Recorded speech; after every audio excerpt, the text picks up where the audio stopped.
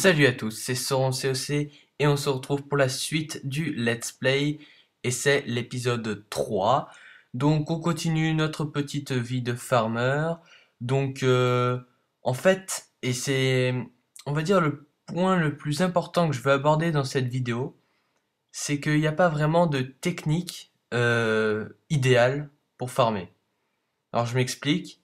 Il y a beaucoup d'entre vous qui cherchent souvent sur YouTube, et c'est pour ça qu'on voit quand il y a une vidéo postée de ce type postée sur YouTube, qu'elle a 10 000, 15 000 vues. Et la chaîne a 50 ou 100 abonnés. Pourquoi? Parce qu'il y en a beaucoup d'entre vous qui doutent de leur technique, d'armée, de leur composition, de ce qu'ils utilisent pour attaquer. Et ils cherchent des solutions simples dans des vidéos pour attaquer et pour avoir la solution miracle. Mais ce qu'il faut savoir, c'est qu'il n'y a pas de solution miracle.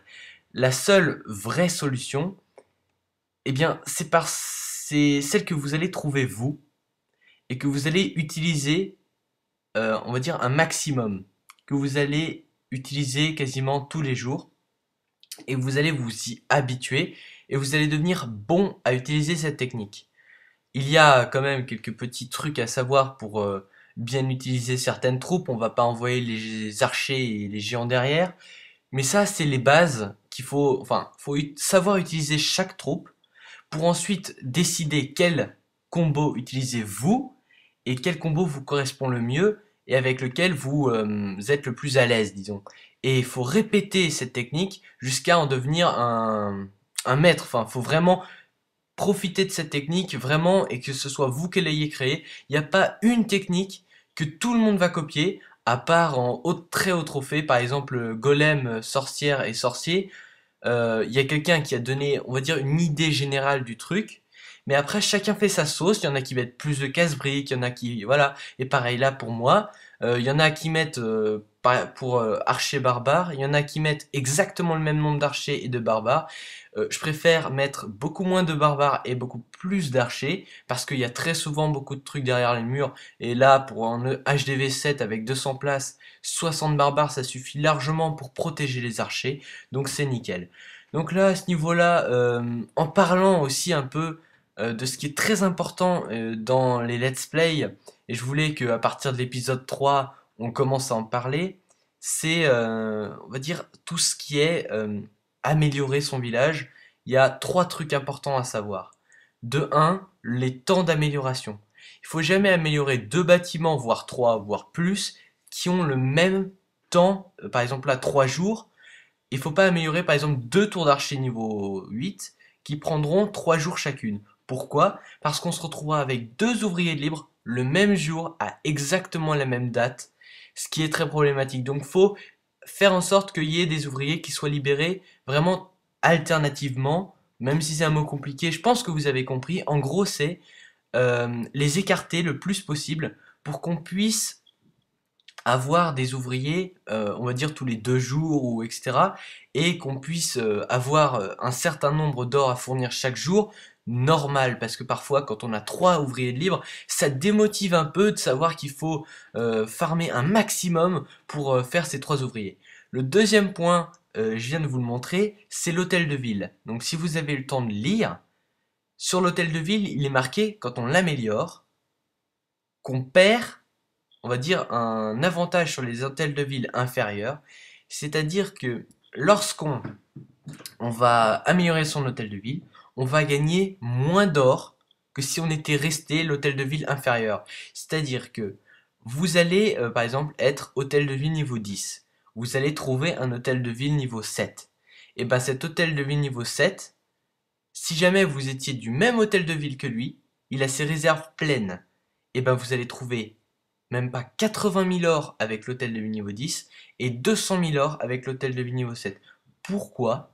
Et bah parce que c'est Supercell qui a fait en sorte que avec ce système qui, on va dire, régule la supériorité entre les bases pour pas que les niveaux trop forts attaquent des niveaux trop faibles, ce qui serait très injuste et beaucoup en profiteraient et ça vous protège un certain à un certain moment, on va dire, parce que sinon vous feriez attaquer par des HDV 10 qui vous détruiraient alors que vous êtes à peine HDV 6, ce qui vous empêcherait d'avancer. Mais il y a un désavantage à faire ça, c'est que beaucoup ne savent pas ce que je viens de vous dire.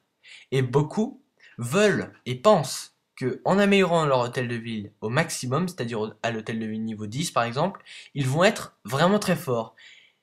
Et en réalité, ils vont avoir tellement de mal à améliorer leur défense qu'ils sont pourris, parce qu'ils ont juste amélioré leur hôtel de ville, ou alors ils ont amélioré leur défense très peu, et ben ils vont tout simplement arrêter de jouer, et puis on va pouvoir profiter de leur or dans leur mine.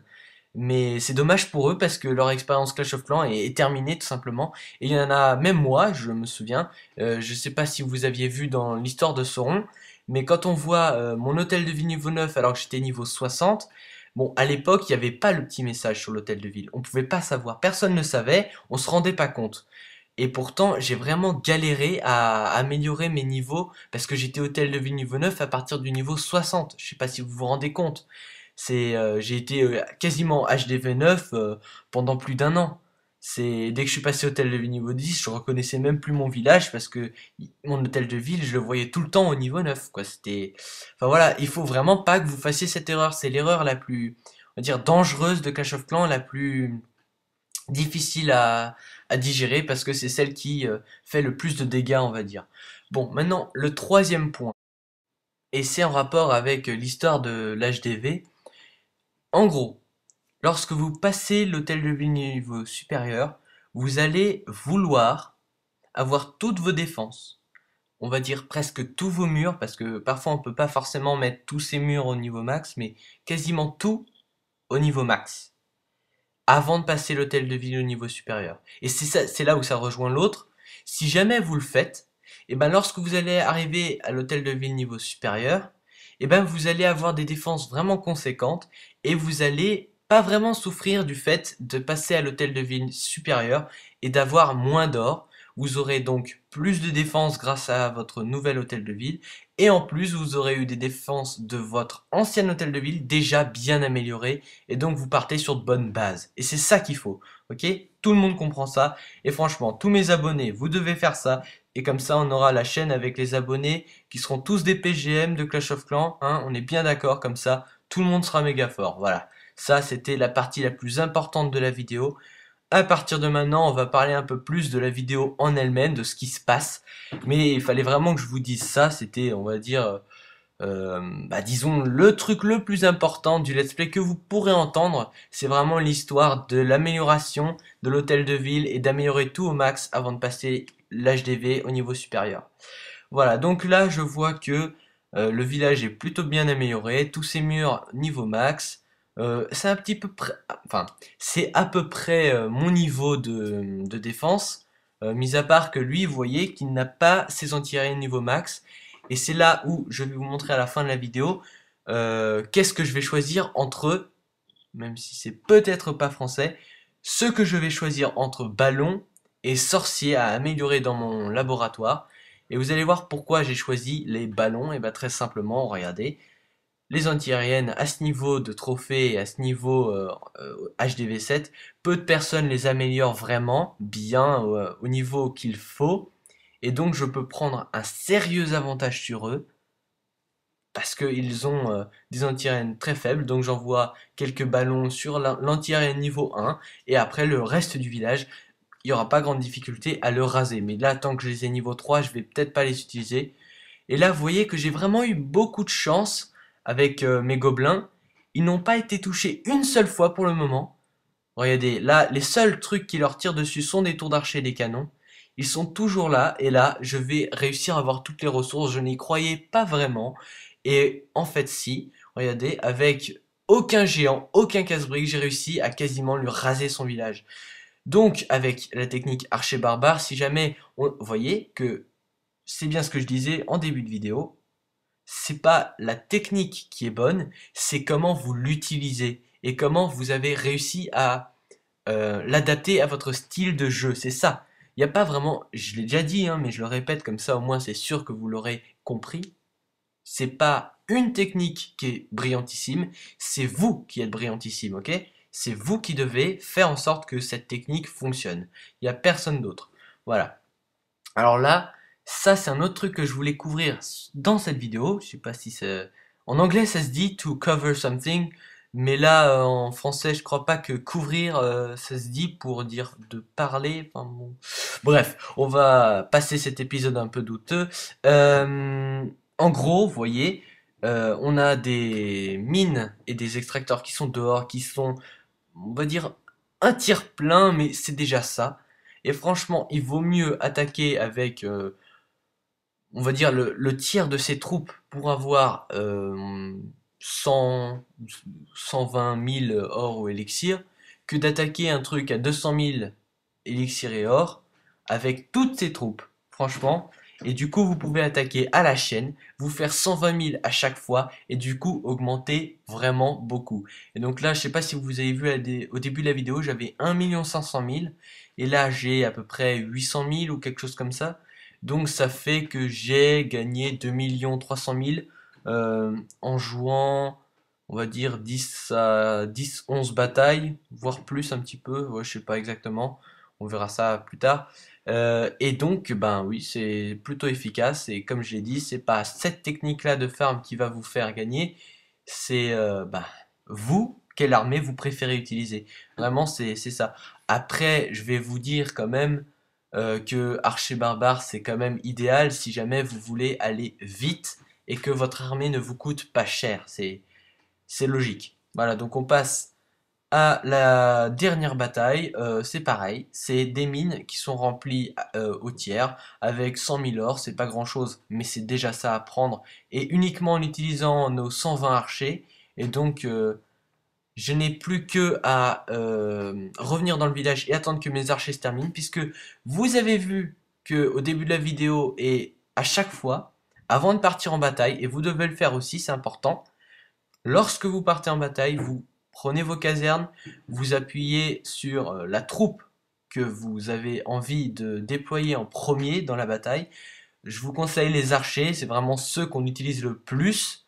Donc vous mettez par exemple vous avez 120 archers, et ben vous mettez 30 archers dans chaque caserne, suivi de la deuxième troupe que vous avez utilisée, pour moi c'est les barbares, donc vous mettez 15 barbares dans chaque caserne, et ensuite vous mettez les gobelins, vous en mettez 5 dans chaque caserne, et ça vous fait les 20 gobelins, et du coup vous avez toute votre armée qui peut être prête si jamais vous revenez avec aucune armée, c'est-à-dire tout le monde est mort, soit vous revenez et il n'y a que les archers formés, donc vous appuyez sur chaque caserne et vous les remplissez de un archer pour pas que ça repasse aux barbares et que ça redevienne et qu'il faille tout supprimer pour remettre les archers en première place. Voilà, très simple. Et donc là on met les ballons niveau 4. Niveau 4, je pense que ça peut vraiment faire du bon boulot déjà à ce niveau de trophée. Niveau 5, ce sera vraiment idéal, mais il faudra hôtel de ville niveau 8. Et même si ça me donne vraiment envie de les avoir, je vais continuer à mettre mon hôtel de ville vraiment à fond, de mettre tous mes murs 7 si je peux, hein, avec toutes mes défenses. En tout cas, ça c'est sûr, je ferai toutes les défenses au max. Les défenses, on verra, enfin les murs, on verra si on peut. Là, on a mis tour de sorcier niveau 4, je crois. Là, on met réserve d'or niveau 11 et on va mettre une petite foreuse, non pas foreuse, un extracteur d'élixir et on aura terminé cette vidéo dans les temps. On a presque fait les 15 minutes, j'ai failli les dépasser, mais bon, voilà, on est à 1500 trophées, donc je vous annonce déjà dans cette vidéo que je monte en trophée un tout petit peu, histoire de me faire de l'élixir noir pour faire mon roi, parce que c'est pathétique de ne pas l'avoir encore. Voilà, j'espère que cette vidéo vous aura plu, et qu'on se verra à la prochaine vidéo. N'hésitez pas à lâcher un like et à vous abonner. Ciao ciao.